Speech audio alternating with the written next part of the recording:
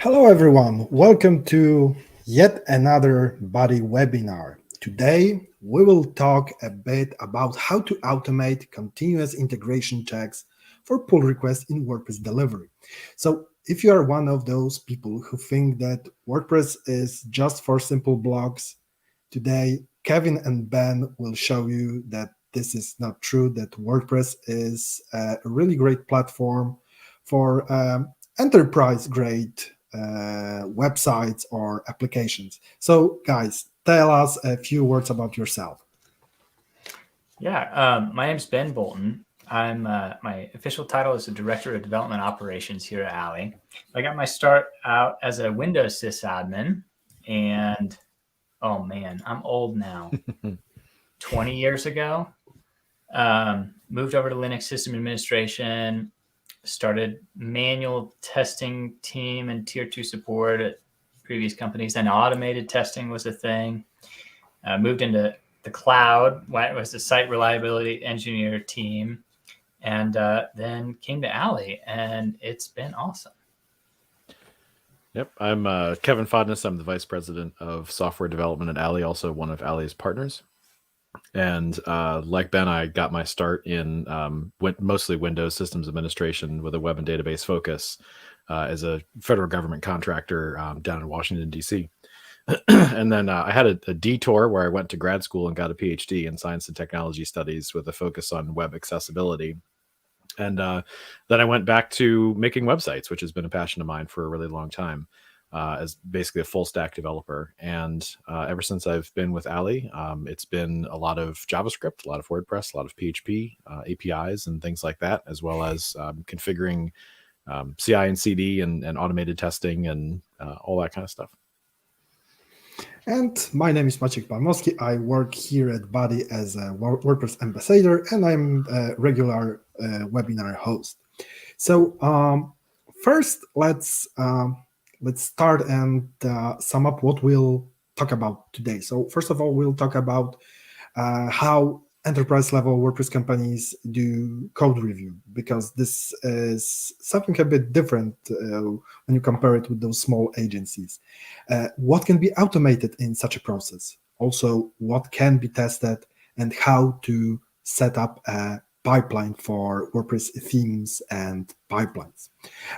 Before we go forward, if you have any questions, don't forget to send them in the comments either on YouTube or on LinkedIn or on Facebook. It depends where are you watching us. Also, if you like the webinars that we are doing, don't forget to subscribe to our channel. We also launch a small poll on YouTube, so feel free to post your answers. We will sum up everything in the end. Okay, so I think we are ready to go. Guys, the scene is yours. Awesome.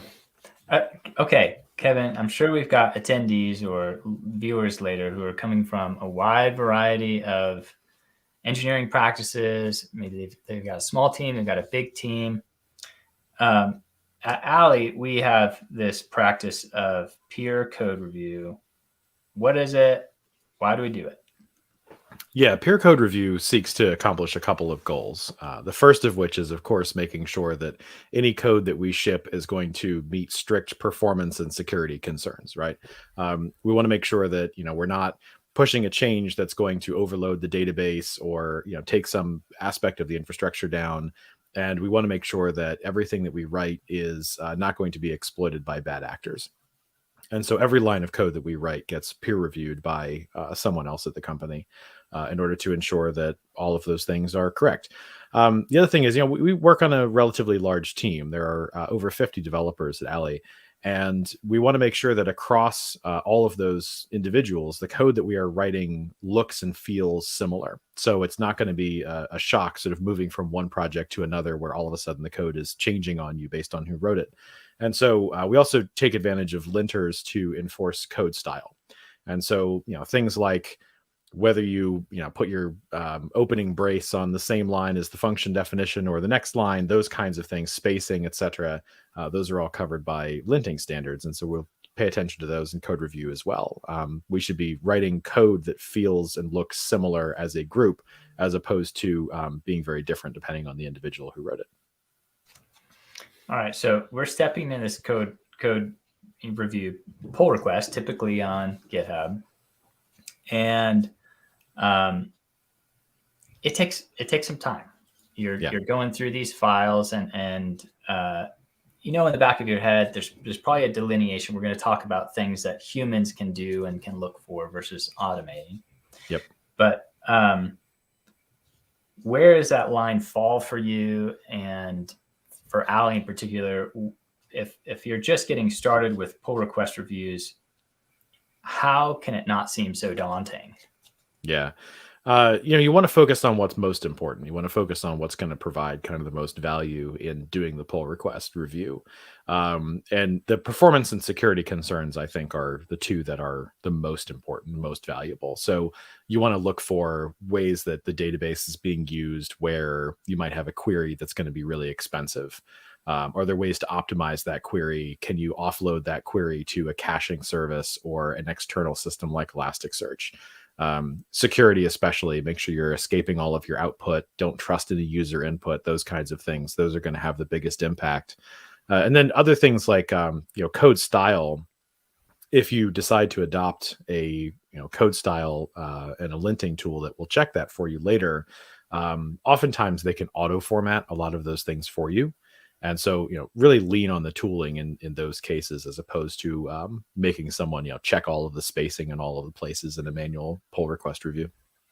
Yeah, I can think of a couple, massive looking PRs that were Airbnb changed, the recommendation, yes. And now it looks like this. Yeah, absolutely. Okay. You're a shop, you're looking into peer code review. It's going to take you more time than before. Mm-hmm. Automated testing, unit testing, that's all going to take you more time than before. Mm-hmm. What's the sell? How do you won't it slow things down? Yeah, it might. But it should accelerate you over time. So it's sort of an investment that you're putting in place up front in order to be able to reap more rewards later. And so, one of those rewards, for example, is catching bugs before anybody else does. You don't want a situation where you've now pushed something that has introduced a performance problem and everyone's scrambling to resolve it. You want to be able to catch that before it becomes an issue, because certainly you'll end up spending more time resolving that problem once it becomes an issue out in the wild than you will catching it and addressing it ahead of time. The same is definitely true of security things. You don't want a situation where you have a corruption in your database that you now have to try to root out. It's much better to be really rigorous about doing those checks ahead of time in the source code. And, the same is true with testing as well. Writing any sort of automated tests, you're going to be able to catch issues before they become problems that are noticed by users or by clients or anyone else, right? So yeah, it can take a little bit more time or feel like it takes more time up front, but you are saving yourself time on the back end and saving yourself time later. And so instead of spending your time fixing bugs, you're spending your time developing new features and adding more value to what you're providing to the folks that you're building the site for. Also, I see it as when you have all your tests ready, it's easier to manage the time of the project, because there are less bugs that appear out of nowhere at some point. And this is the moment when you are starting to quick fixing to add to your technological debt and things like this. And at some point, it will come back even a bit harder. So it's really great to always have those testing suits, always test stuff. And thanks to this, you can just manage your time easier.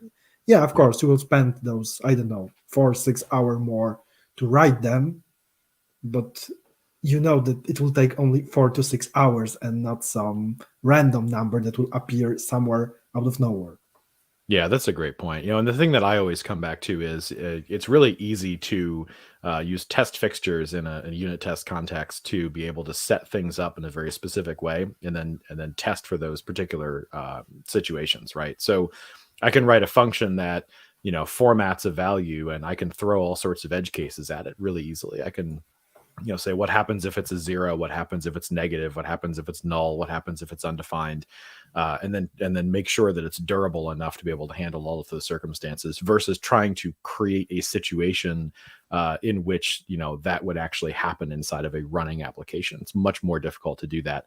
But writing a unit test, especially test driven, that allows you to throw a bunch of different values into a function, really allows you to check all of those edge cases much faster than you would be able to using manual QA.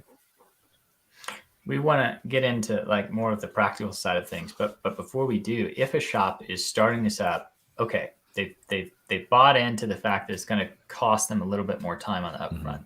They've bought into the value of peer code review, but now they're in a peer code review, and they either maybe the automated test surface something, or in the human does that says, you know what, this is another issue.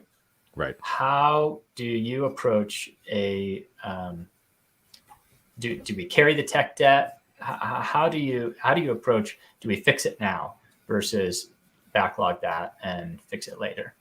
Yeah, and it's a judgment call. And so for me, it comes down to whether the issue was introduced in the pull request or discovered in the pull request. That's an important distinction for me. So, if there's a change that is introduced in the pull request that causes a performance problem or causes a security issue, then that definitely should be addressed before the pull request is merged. But if you're just discovering something else that's already in the code where oh, hey, this was never caught before, we should really address this. I'm a big fan of just ticketing that and then prioritizing it as a fix after the current work goes up. Unless it's, really such a hot button issue that it really must be addressed before anything else. But that just comes back to prioritization. Like how significant and serious is the issue that we've discovered, and does it need to be addressed immediately, or, can this be prioritized alongside other work? I love it. Show us how we can actually make these sorts of things happen. Sure. So I'm here in the Buddy interface, and there's a couple things you have to do in order to actually get started with hooking all of this up. And so the first thing you'll have to do is, within your organization here, there's a button to create a new project. And so when you do this, you pick your Git provider. And so we use GitHub. This is an example account, so we don't have this hooked up. But you'll be able to choose your Git provider, and then you choose your repository, name your project, and hit create. And then at that point, it's going to, to give you your project view. And then so from within your project settings, you do have to make one change in order for pull requests to work. You have to go down, and there's this little box that says enable support for pull requests. So you have to check this. The reason why that's not enabled by default is if you have, let's say, a public repository, then anybody can create a pull request against your public repository. And so if you have a popular project that a lot of people are creating pull requests for, that can create quite a lot of churn in your Buddy account. So it's an opt-in feature. So you have to check this box to actually have it run on pull requests. And then you hit save changes, and then you can actually start building out the particular checks that you're going to use. So before I go into the specific checks, I just want to talk about the example repository that we created for this. And this is going to get shared out as well if it hasn't already been. This is a public repository that we've created in our GitHub organization that was for demo purposes here. So this is a relatively bare bones, stripped down example repository for how we might have a WordPress site that has a theme and a plugin. And really quickly, for those of you who are WordPress developers who may not be familiar with this pattern, it's essentially a separation of concerns. And so the plugin is going to contain anything that is related to the way that data is stored and accessed in the database. So that will be things like custom post type registrations, taxonomy registrations, anything related to building Gutenberg blocks, slot fills, those kinds of things that you're going to want to persist even if you change the look and feel on the front end of the site. And then the theme that's all of your UX layer stuff. So that is like styles, front end JavaScript, PHP templates for the front end of the site, and all of that. It just makes it much easier if you go through, let's say, a brand refresh and you want something to change in terms of how things are displayed in the front end, but you still need to make sure all of those data structures still exist. And so that's why we've got a plugin and a theme that is separate. It's also the case that, let's say you have a multi-site installation in WordPress, you're going to have multiple themes, most likely. Even if it's a parent-child relationship, typically you're dealing with multiple themes, and likewise, you might be dealing with multiple plugins. So the structure of this repository is what we call WP content rooted. So in a WordPress installation, you would just install this repository instead of the normal WP content folder. So you basically install WordPress, delete WP content, then clone down this Git repo, and this is where you have all of your plugins and themes and configuration and so on. So that's the general structure of the repo. And then from within here, there's a buddy folder that contains a YAML configuration, which I'll talk about later. I know a lot of folks use the GUI to build out the workflow in Buddy. We tend to save ours as YAML files because then it's able to be version controlled. We have a pull request template here in this GitHub folder. This is really nice because it sort of encourages folks to write good pull requests. Oftentimes, without this, you'll see people that write a pull request that has a vague title and no description. So this just helps give people a prompt. We have a cache folder for PHPCS. This enables PHPCS to run a bit faster. And this cache folder then gets preserved up on Buddy and Buddy's cache, which is nice. And then inside of this plugin folder, I have an example plugin. And then in the theme, I have an example theme. And so these plugins and themes have been configured so that, in the plugin, we are building a slot fill. We're using the Gutenberg interface to do that. We've got some tests set up here for PHP unit. We're running PHPCS against this. We have ESLint set up and stylelint for checking the quality of our JavaScript and our SCSS as well. And the same is true for the theme. And so, the particular ways in which these are going to be used are going to be a little bit different, but a lot of the checks are going to be very similar. Then, normal boilerplate stuff, editor config, gitignore. We have a PHPCS configuration for linting our PHP code. And so then this relies on a few rule sets that are publicly available. There's a WordPress one for styles and formatting. It also includes, some security and performance stuff. A lot of our sites are hosted, because they're enterprise grade WordPress sites, are hosted on WordPress VIP. And WordPress VIP is the sort of enterprise hosting arm of Automatic, which is the company that was created by Matt Mullenweg, the creator of WordPress. This also lets us do things like, testing for compatibility against different versions of WordPress, different versions of PHP. For the most part, we just use the style or the rule sets unmodified, but we have a couple of opinions in here, like short array syntax and things like that. And a few exclusions down here for things that we don't want it to look at. So this is more or less the right balance for us of things that we care about, while then not having it scan files that we don't want it to look at. Yeah. I just want to add for shops that are not used to a WP content rooted repository like this, or are coming into this and thinking, hey, I'll use this like a React starter WP content WordPress. A couple of things are worth noting. First, one of the reasons that you will not see all of WordPress source controlled here, or you won't see our built files in this, and this repository also includes, effectively some development folders, some dot files and dot folders that we would not ultimately deploy. Tell us a little bit about where that line is for you, where the deployment happens versus where development happens. Yeah, that's a great point. We don't include any of those built assets because we basically don't want to junk up Git history, and that can be something that is part of a CI/CD pipeline. And so we actually use Buddy for some of our CI/CD pipelines. And in some cases, the hosting provider actually has a CI/CD pipeline that they use that we hook into. But in any case, we are running those builds when code gets merged. So we have a pull request is required in order to merge code. And then once that pull request is approved and then merged, that kicks off the CI/CD process that builds those assets. That will also do things like installing composer dependencies if we have them. It'll install any node dependencies for npm packages. It'll run those build processes to generate the JavaScript and CSS files, and then those get copied up to the servers. And at that point, we can also exclude files that we don't want to make it up. Right. So, we won't deploy our buddy configuration to the production server because it doesn't need to be there.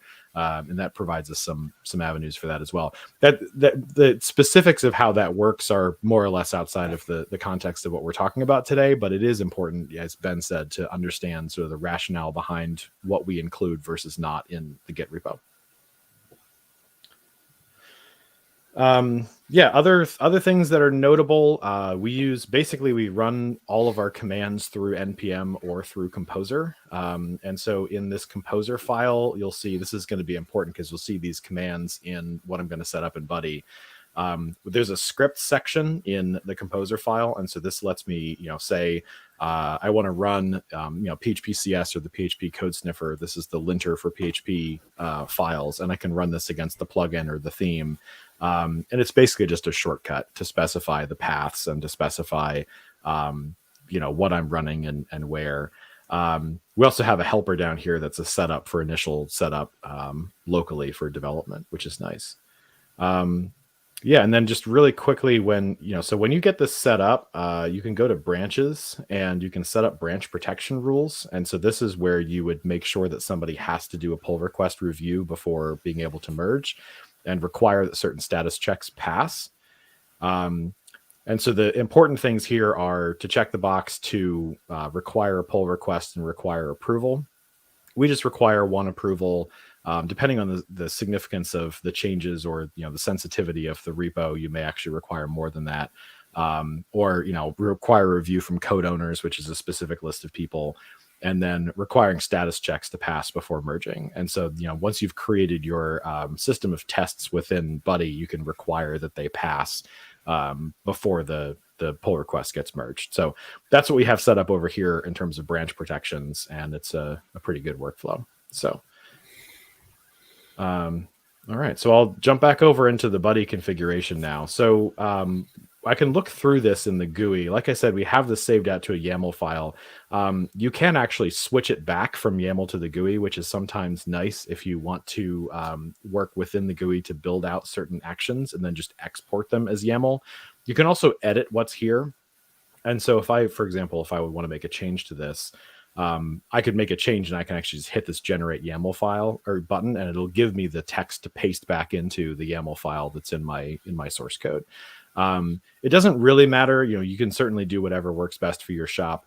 But as with anything else, we want to make sure, because we're code reviewing every line of code that goes up. And so we don't want something to slip in, where someone could say, I'm going to turn off one of these checks and just go into the Buddy UI and make that change and just disable one of the required checks.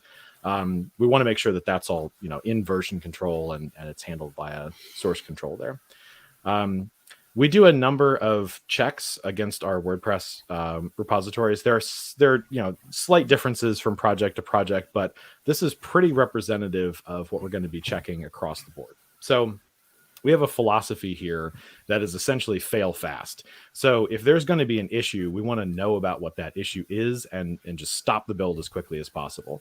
One of the reasons for that is the way that the plans on Buddy work. It has to do with how many concurrent pipelines you can run and how many concurrent actions you can run. And so if you have a pull request check that's going to fail, you want it to fail as quickly as possible so that it's not using up that concurrency, and that you can leave that concurrency for other checks. So we found that, there's a few things that are related to Git that are important to check really quickly.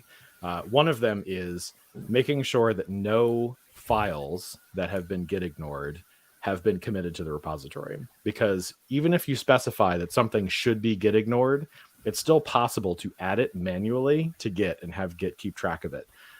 So this is just a really lightweight check that says, have any files been committed to this branch that should be Git ignored, and then it just halts the pull request check at that point. The same thing for git merge conflicts. You don't want a situation where someone has merged in something from upstream and has inadvertently left some of the git merge markers in place. So this is a lightweight check that will just make sure that there are no git merge markers in the code that you're trying to merge in. And then after that, we start. Yeah, go ahead. When we did a dry run before, and I saw those two simple checks for the Git files, it was really amazing. I mean, I didn't use those tests before, and and now I'm sure that they will be in my default pipeline all the time, because they are really great for this fail fast methodology, let's call it. Really simple and amazing and powerful. So yeah, these typically only take 1 second to run. So super fast, and just make sure that you're not inadvertently committing something that you ought not to be. Then we move into the PHP checks, and so basically we're doing all of our PHP checks first, and then we're moving on to our JavaScript checks. And we're going to install our Composer dependencies first. And so this is just running using the WordPress latest environment. So this is a public Docker image that has a lot of what you would need to work with WordPress pre-installed. And there's if you go to the environment tab, there's a couple of things that we're doing in addition to just running our checks that we have to sort of do some table setting to make sure dependencies are installed. And so Composer does not exist in the WordPress latest image by default, and so we have to install it. So there's just a line here to install Composer before this runs. Something that we do as Ali as a company is we have actually made our own Docker image that has this stuff installed already. And that just speeds things up for us because it doesn't need to run this on every execution. It's pulling an image that already has it installed. But I wanted to make this demo as general purpose as possible, and so we're not using our custom image. We're using the public WordPress image. Yeah. You have to install Composer then. To Buddy's credit, if you add those environment kind of preparatory steps that you're seeing there, and you don't have any other options selected, it will attempt to cache the container at the state posted. So it's a great way to extend containers if you don't want to go the full route like Ali's done and set up your own Docker file and build it your way and have, I think we include WP CLI and Composer and several libraries that we know that we're going to use. But the environment tab is like a little relief valve if you just want to start with a different base. Yeah, that's a good point. This is also great for when you want to just try to test something. So personally, as a person who isn't the biggest expert when it comes to Docker, for me the environment tab is something that really helped me a lot many times. And then from here, once we've got Composer available, we just run Composer install with the -q flag, so it doesn't generate a bunch of output. So once we have Composer installed, then we can use Composer to run PHP-CS and to run PHP unit. And so, like I said, we've got that Composer JSON file that installs PHP unit as a dependency, that installs, PHP-CS and the checks that we're using as dependencies. So then we can just run PHP-CS from Composer and then run that against the plugin and the theme. You'll see this little purple icon over here is lit up, and this means that these two actions will run in parallel. So this is kind of an important time to think about how the cache works on Buddy. So essentially what's happening is you have a Docker container that's running, and then there's a file system that basically gets attached to that, and that file system will persist. And so when you have something like this, where you've got these two actions depend on Composer install being run first. So I'm going to run that, and then that's not going to be in parallel with anything else. But then when I've got these two PHP-CS checks, the only dependency for these is that Composer install, which is already done. So now that that's done, I can run these two checks in parallel. And that saves you time because it's able to, to do these checks at the same time. It's just thinking through when you're building out your pipeline, like what is actually a requirement for something else, and then what can I run in parallel? You'll see this as well when we're preparing our WordPress test environment, but then we can run PHP unit against the plugin and the theme again in parallel. So that helps to speed up your pipelines overall. And then inside of the action for this, again, in this environment, we have to make sure that Composer is installed. But then after that, we can just run the shortcut command, which again, this is defined in composer.json as one of our custom scripts. And this will run PHPCS against the plugin. The nice thing about doing it this way is that it's the same with NPM. If you prefix this with Composer, then it's able to run PHPCS from inside of your vendor folder. And likewise, if you're running something from NPM, it's running that from inside of your node modules folder. So it's local to the project. It doesn't require a global installation of any of these tools. That also lets you keep your versions different. So if you have, a particular project that needs to support older versions of WordPress, you might want to run an older version of PHP unit. But if you're doing something where, it's for a site you're building and you control the versions of WordPress and PHP that are in use, you can use a newer version of PHP unit. So having that be able to be configured on a per project basis is really useful for us. And so that's why we tend to run things through Composer or through NPM, as opposed to relying on them being installed globally. Kevin, for some of these larger enterprise organizations that are multi-site, is it the case that we would ever have a different, let's say, PHP unit version per theme? Yeah, I mean, typically we try not to. There may be cases where you have a theme that was built a few years ago and, it's really just it's not being updated. It just needs to be maintained. You may not, prioritize updating the version of PHP unit or anything else that you're using there, as long as it's continuing to work well and you're not concerned about security or performance being degraded from, updates to WordPress and that kind of thing. So, you can definitely sometimes make a case for having that be on a per theme or per plugin basis. But wherever possible, we try to maintain that at the project level. And so then it would be the same version of PHP unit and PHPCS that are used for all themes and plugins within that project. The next thing we're going to do is we're going to prepare the WordPress test environment. So until this point, these checks are pretty straightforward. This becomes a bit more complicated. And so, Buddy has a doc about how to do this. We set up ours a little bit differently than what's in sort of the official documentation for a particular reason. And it has to do with being able to run these things in parallel. So we separate out the steps to actually set up WordPress from the steps we're running PHP unit. So what this lets us do then is we can run PHP unit against multiple themes, multiple plugins in parallel, and we only have to do the setup step once. So we are storing some information in this buddy test folder. And we're using an object cache. We're connecting this to memcached because we are, in the hosting environments that we use, there's always caching available. And so we want to make sure that that's reflected here as well and is used in our tests.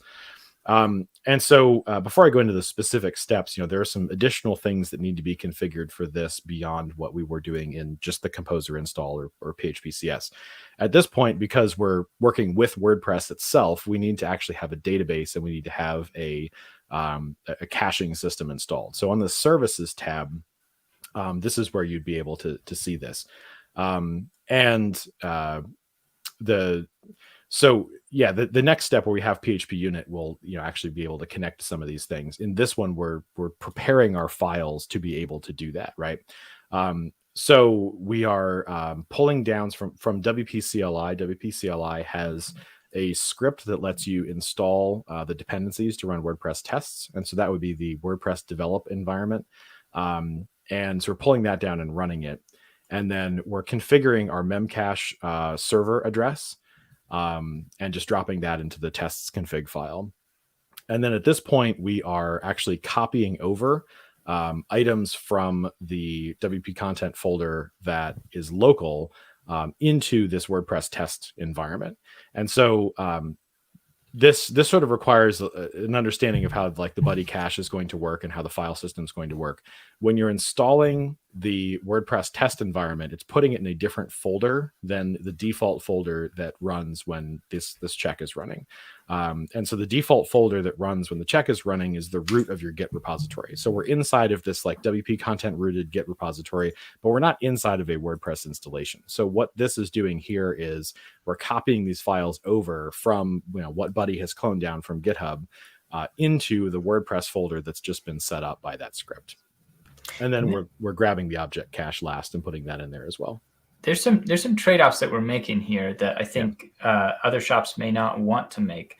In an effort to ensure that we're always grabbing and really working from WordPress latest, we're doing this every time. And it's overhead because you got to curl down the WordPress install and effectively copy this WP content folder over and on top of it. Any advice for a shop that's considering just version locking this in, shipping a container with their WordPress version versus always pulling the latest? How do you make that decision? Yeah, I mean, you might be able to take advantage of environment caching for that, right? Like you said, some of the stuff you put in an environment, like that's not necessarily run every time. That's also something that you could bake into a custom Docker image. So let's say, for example, you wanted to create a Docker image that's like locked to the version of WordPress when it's publicly released. You can create an image there and say, okay, we're testing this against 5.9. And then when 5.9.1 comes out, you can update that to 5.9.1. And so you can take advantage of caching in that way as well. There's a number of different strategies for it. We try to get alerted to things as quickly as they become issues. It helps us get out ahead of a few things, but it can also be disruptive. A good example of this is when WordPress 5.9 was under development, they were building in support for newer versions of PHP Unit. And the way they were doing that is there was this PHP Unit polyfills package that was developed by Yoast that essentially added some functionality to older versions of PHP Unit that existed in newer versions of PHP Unit. And it has become a dependency then in running tests in anything that was developed for WordPress 5.9. So there was a day when all of a sudden all of our pull request tests were failing because none of us had included this package and it became a dependency. So there's a mild scramble to go and add this line into our projects and get our PR tests passing again. And that's a trade-off. Either you are learning about this and trying to put this into place and then roll it out in a non-disruptive way, but maybe later than you otherwise would have wanted to, or you're being alerted to this as soon as it becomes a problem and it causes a bit of a scramble. I'm not sure that one is necessarily better than the other because they definitely have their upsides and downsides. For us, we try to be aware of these issues as quickly as we can so we can address them, even if it's a bit disruptive at times. Yeah, I remember this problem with the polyfills. We have an article about WordPress unit testing on and how to set up them on Buddy. And the moment when the 5.9 version was shipped, the article became broke. We also had to fix it because because I missed it. I missed it that something like this will be shipped and exactly the same situation happened as you mentioned. Right. So once we've got our files installed and we're ready to go with our testing, then we run our plugin and our theme tests in parallel. So this is where these services come into play. You can use MySQL, you can use MariaDB. We're personally using MariaDB mostly because a lot of our sites are on WordPress VIP, and WordPress VIP has official containers that they release for local development, and they've standardized on MariaDB as well. So we're actually version locked to those particular versions of that software that they release to be as close as we can to the production environment. And so we've configured MariaDB and Memcached. And for MariaDB, I mean, it's just, the version that's going to be running on your production environment, and then this host name, which will be important later. Standard port, login and password, root, no one else is going to connect to this. WordPress_test is a pretty standard name for a test database. And then Memcached is the same thing. What version is being run in production? Just give it a host name of Memcached and then standard port. And then within this, there's a couple of things we have to configure in the environment. we need to make sure we have libzip and libmemcached, because then we're going to have to pickle install memcache and Redis, and then we're going to have to enable the memcache extension, and then we're going to have to install Composer. So all of those things are required to make all of those pieces connect up to each other. And then in our run step, because we already have our WordPress files, we already have our object cache file, we're now making a determination of whether we're in multi-site or not. And this is in the environment variables. And I'll take a look at that here in a bit. But then we're just running the installer manually. And then we're telling it whether we want it to be multi-site or not. And then that's going to connect up to our database server, that's going to connect to memcached, that's going to install WordPress, and then we're going to switch to this WP content directory in the WordPress test folder, and then we're going to run our tests. So at this point, this is very similar to what you'd be doing locally in running tests and verifying, and it runs the plugin test. The configuration for the theme is exactly the same. The only difference is we're running Composer PHP unit : the theme instead of plugin. Otherwise, the environment settings are the same, the services settings are the same, and all of that. Kevin, if I'm a shop and I'm asking myself why you have memcache anything, I've never heard of object cache. Mm-hmm. Where do I go? Where do I start? Besides knowing, if you haven't wired up an object cache for WordPress, you probably ought to do that. Right. And that really goes to your hosting. So depending on where you're hosting, is there an object cache that's available? Is there a persistent in-memory cache that's available, right? Memcache or Redis or any of those. You can drop an object cache PHP file in, but that's only going to cache things for the lifetime of the request. And it's of limited utility. I wouldn't say it's of no utility, but it's of limited utility. If you use transients, those are going to cache in the database. But an in-memory cache is really valuable for, especially in high traffic sites and enterprise sites where you're performing an expensive operation. You want to hang on to that information. And so those WP cache functions, right? So cache add and cache get, that kind of thing.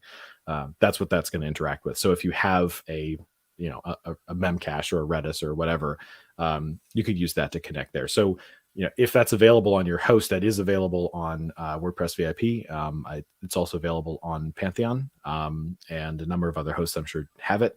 If you're self-hosting, you would have to create that and configure that service, but then it would be available for use as well there. So generally, my recommendation is your test environment should mirror your production environment to the extent possible. Match versions of whatever software, match versions of database software, in-memory caching software, the version of WordPress that's being used, the version of PHP that's in use, like all of those things. Just make it as even as possible, because you don't want to run your automated tests and then have it go into this environment that's different and fail because of the fact that it's different. Yeah, it would be it was working on my machine rather than right. It was working on Buddy. Is the that's the new the new statement. The new version of it work on my machine. Right. So that's kind of the most difficult thing, is this piece of it where you're configuring WordPress and you're configuring those services to connect to, and you're running PHP unit.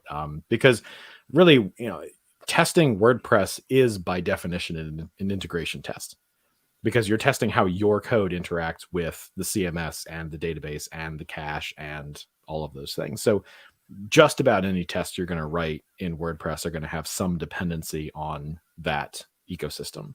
So either you have to set up things in the database, to create posts and create the conditions under which you're going to test, or you're relying on WordPress specific functions or action hooks and filters, or yes, you can write a pure functional test in PHP unit for WordPress, but a lot of it is integrating with WordPress as a CMS and the way we're storing data.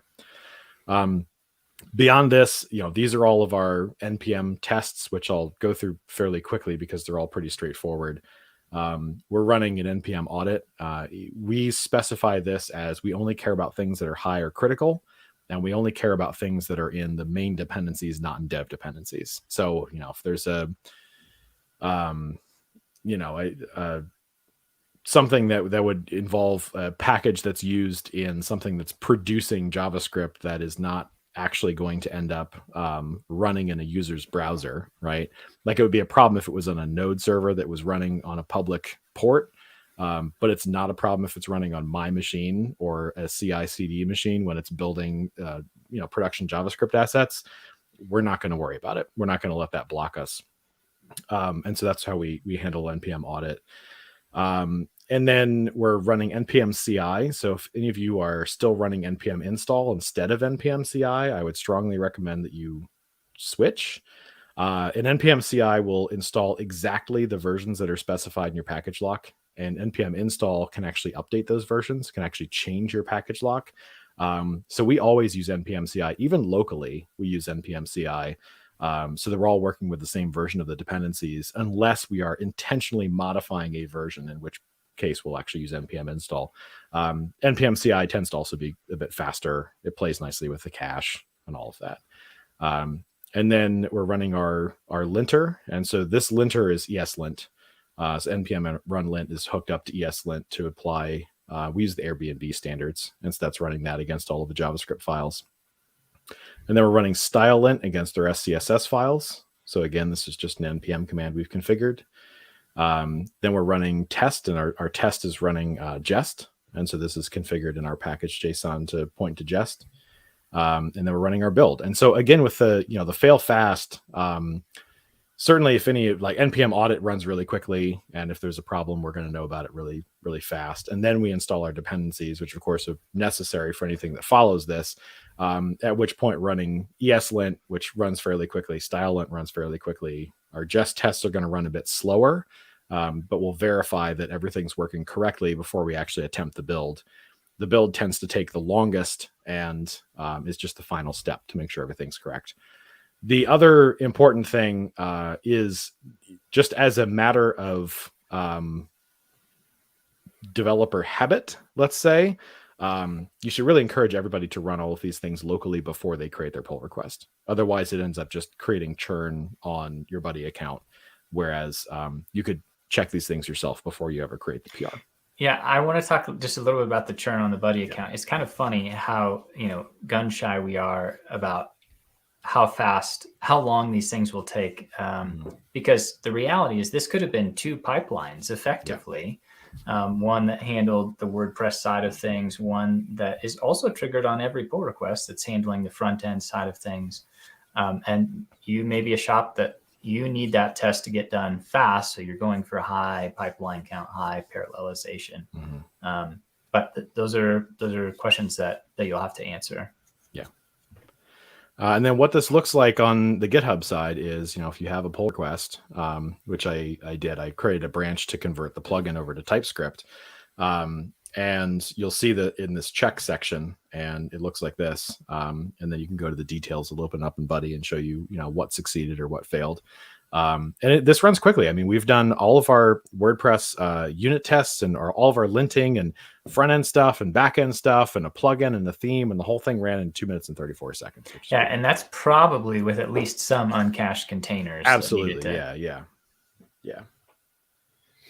Also, if I remember, at some points you use the conditions, because this is also a great way to speed up pipeline. And I know that many developers don't use it. I don't know why, and this is a really great option. Yeah, that's a good point. And so, in this condition tab, you can just specify if you only want this to run if there's files that are changed in a particular path. This is a quasi naive check. Like if you could change the contents of a README file, and that would cause this to execute. But at a minimum, let's say, for example, you have multi-site, you have multiple themes, and you're making an update to one theme. You can sort of lock down the checks that are being run to just that one theme. But it's a judgment call. You might have a theme that you haven't touched in a long time, but you also don't want it to break when a new version of WordPress comes out. So I think there's still some benefit in running things like the unit tests and to some extent the linter against all of your files, because that will guard you against updates to WordPress, let's say, breaking something that you weren't expecting to break. in one of your older themes or one of your older plugins. Kevin, can you talk a little bit about where, for us, the line is between what stops us and what's more of an alert behavior? I'm thinking specifically of Webpack loaders. I'm thinking of several of the hooks that you can install, like Husky or similar. Yeah, and that's another judgment call too, where you could configure, let's say pre-commit or pre-push checks that would run through a lot of these things. But like I was showing on the tab in the pull request, where it took about 2.5 minutes to run, waiting 2.5 minutes to be able to commit something locally can slow developers down. And I'm very much of the mind that we should be encouraging folks to commit early and commit often. And anything that stands in the way of that is problematic in my view. I would rather have people commit things that are works in progress for the sake of getting their code to the remote server and having restore points and things like that.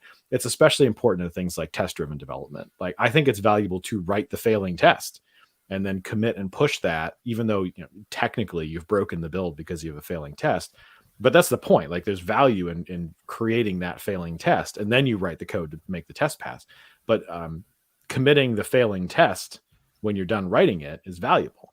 With things like Husky, you can pass flags to skip the checks, but if you're using a GUI to do your commits, that can sometimes be more difficult. I personally prefer to not have the pre-commit or pre-push checks, to rely on people to do that manually. And then, of course, it's all going to get run in Buddy or your CI/CD system when you're doing your pull request tests, and it'll block a pull request from being merged if it doesn't pass. Awesome. Yeah, I mean, maybe some of the lightweight, some of the gitignored file checks or things like those that could be run, say, pre-push. Right.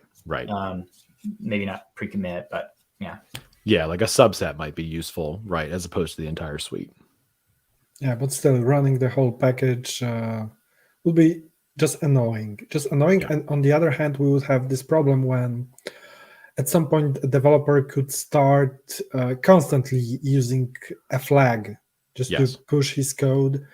I mean, this is exactly the same case, because we can use also, for example, code sniffers in our code editors, and they are great because they will underline all the wrong syntax the moment you write it. Although I saw some cases of developers who just got so used to the fact that their code is broken in terms of coding standards, they just didn't even saw this underlined under the whole of their code. So this would be exactly the same case, like constantly pushing, even with Husky installed, with the flag that would skip it. So that's why the CI/CD is also something important, because this is something you can't skip. This is something required, and I know that it can be stressful, especially when you are trying to push a quick fix because something is wrong on production, and you see that this counter, that all the tests will take like even 5 minutes, and but still, it's better to push the correct code once rather than try to do, I don't know, like 10 or 20 quick fixes just to fix a previous quick fix. So. Yeah. And that sort of goes to the way that we've thought about how we incorporate these tasks as different things. There was a point in our history where the linter was part of the build process.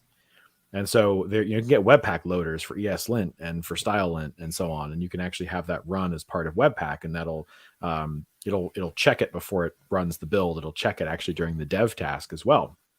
And that was ridiculously annoying because, I'd be in the middle of development, and I would say, okay, I need to, I'm working on a React project. I need to import React. I need to import prop types. I'm going to define prop types. And then, my linter would be like, well, you've imported prop types, but you haven't actually used it yet. So then I would go and I'd say, okay, I'll put my prop types on my component. And, you have to write a whole bunch of code to satisfy the linter before anything actually happens in the browser. Yeah, it's like the modern day version of Clippy. I see that you're trying to. Yes, to create a React component. And then what that leads to is developers go to the top of their file and they say ESLint disable. And then that has a tendency to make it into production code because you forget to delete it. And that becomes a problem too. So, I would rather say, let's get out of the developer's way. Let's let them develop, running a dev flag or a watch flag and not have the linter yell at them. Let them configure the linter in their code editor, make sure all these things are addressed before the code gets merged. The other thing is then our build process does not rely on running the linter on our separate system that's actually running the build of the assets. So that means our actual production deploys go faster because it's not running the linter. Like that's saved for a pull request check. So in our case, we've determined that separating these concerns helps us out immensely. Yeah, I mean, I was one of those people who disabled linters. Yeah, I really understand. It was terribly annoying, especially when you are a backend developer and you just have to do a small fix in JavaScript and you don't feel too great about even changing something there. Right. And here you have this linter that is just annoying you more and more. So. Right. Yeah, even in the case of like a failure, a new WordPress version polyfill issue or what have you, when going back to Kevin's comment that we store these things in YAML, typically, you could in that same pull request see the committer move that check to an optional pass, right, temporarily or whatever, and still move through the pipeline and then see it restored in a future pull request as well. So our recommendation is hopefully to steer more, infrastructure as code is a thing, testing as code is a thing, especially with the advent of GitHub Actions and being able to store that thing, those here in Buddy is a big benefit for auditability. But a lot of teams, we use I've heard it said that something like breaks allow you to go fast, and your teams are going to decide what makes the best breaks. What makes the full stop assembly line? No, it's got to pass this before it gets through here. Yeah.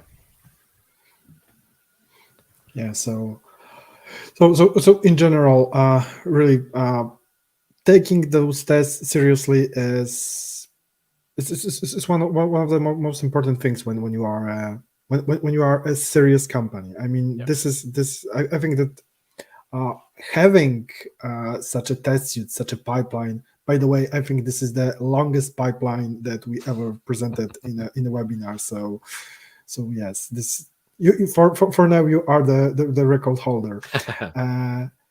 This is the thing that differs those enterprise grade companies, not only when it comes to WordPress, when it comes to every language, from those who are trying to be those better companies. But some of them will never learn because their mission is to be, for example, a cheap company. So they just try to push everything as fast as possible without any testing, and at some point the client will probably go back to an agency like yours because he will be annoyed with constant bugs, with constant fixing, and constant paying for things not working. Yeah, and that's true on the development side of things as well, because there you are as a developer and you step into that code base from that other project and oops, it's got a totally different coding style, and it's got maybe it does or does not have tests, and it's probably a good, if you are one of those developers that's out there that's frustrated with the low code quality or whatever, Ali is hiring. That's probably maybe Kevin to plug it more, but we're hiring for a number of folks right now. So if you like what you heard today and you're interested in working with us, we'd be interested in working with you. It's ali.co and then our careers tab, and we're hiring developers of all different types as well as a designer and a marketing manager. And that link is Okay. also in the bottom of the README on the demo repo, if you'd like. We shared this repository in the comments, so you should be able to find it. Yep. So I think we covered everything. Like I said, really the longest pipeline. You really explained everything perfectly. Thank you. Apart from those two small tests at the beginning that like I said before, I really fell in love with them because the simplicity and the power. And on the other hand, I really like your approach when it comes to those pre-commits and pre-push hooks, because this is interesting. Many people look at these only from the part of, but this looks great. We will be sure that all the tests will run on the local machine rather than pushing it and blocking the CI/CD. Right. But the part about sometimes we need to push a failing commit that we won't be able to merge, because as at the beginning you showed how to block something like this in GitHub, and we all should do this if we are relying on pull requests. So yeah, I really hope that everyone, you learned a lot, and we have some questions. So we got one from Alexander. Do you manage all plugins via the repo or only the private custom ones? Is it part of Composer JSON? Also, when and how do you update WordPress core? It's a great question. We kind of use a mix of approaches. The approach we've historically used for managing plugins is submodules where we can. I'm not a great fan of this approach because submodules are kind of a pain to work with. And we've recently started using Composer JSON to manage our plugin dependencies on some of our newer sites, which generally is working a lot better. You can just Composer install. You don't have to deal with, accidentally reverting to an older version of a submodule, because it requires the developer to pay a lot of attention when they're working with submodules when something changes. And so, especially if you've got frequent updates to plugins, it becomes really difficult to work with. And it's actually surprisingly easy to push a revert on a plugin version. So that Composer variant ends up working a lot better. And there's some tooling available where I think it's actually called WP Packagist, where it's essentially a mirror of the WordPress.org plugins repository that is available as packages in Composer. So you can just specify, these are the plugins I want and the versions that I want, and then it will pull those down from essentially from WordPress.org. So it's the equivalent of going out and installing those plugins. It just happens programmatically, which is great. So that's an approach we're taking on more and more of our repos because it tends to work quite a bit better and is less error prone.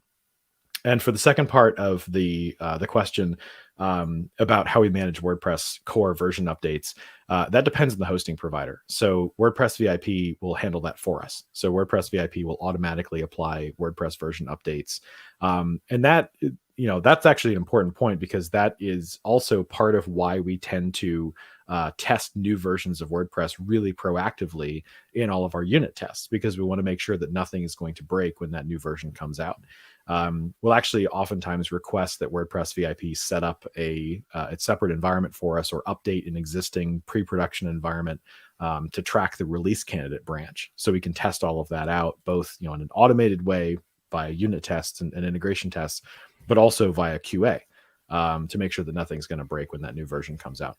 On platforms like Pantheon, we have to apply those updates ourselves by pulling in the upstream. So it does differ from environment to environment. Yeah, and if you're self-hosted, if you're self-hosted, there's a large possibility you've custom built your own containers, and you'd want to integrate them into a test suite before you started using them. So you might see, I'm testing PHP 7.4, I'm testing PHP 8 side by side. And yeah, I'm only living right now on 7.4, but I've got a much higher confidence level that my site's going to be happy on 8. Yeah. And it's also possible to install WordPress as a Composer dependency. That's not something that I've personally done because it's not how our hosting providers are set up, but it is also a possibility. Yeah, Bedrock is based on this solution, and it works really nicely. I use Bedrock, and I always also have WordPress core as a dependency itself, and it works. It just works. I have everything in one place, so I just run composer install, and the only thing that I have to prepare is the environment file, and my website is working just like that. Mhm. And also, Jared mentioned, I can attest to this. I once wrote some very bad WP cron code without the code review. It eventually led to huge problems. This is the thing about we discussed at the beginning. Okay, so I think it's time to wrap everything up.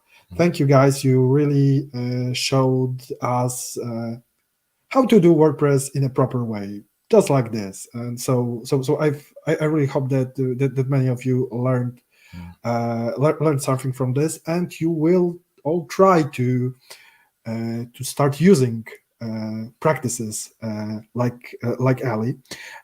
We also did a poll at the beginning. It was we asked, do you automate your pull request checks? And it turns out that 67% automate their pull request checks.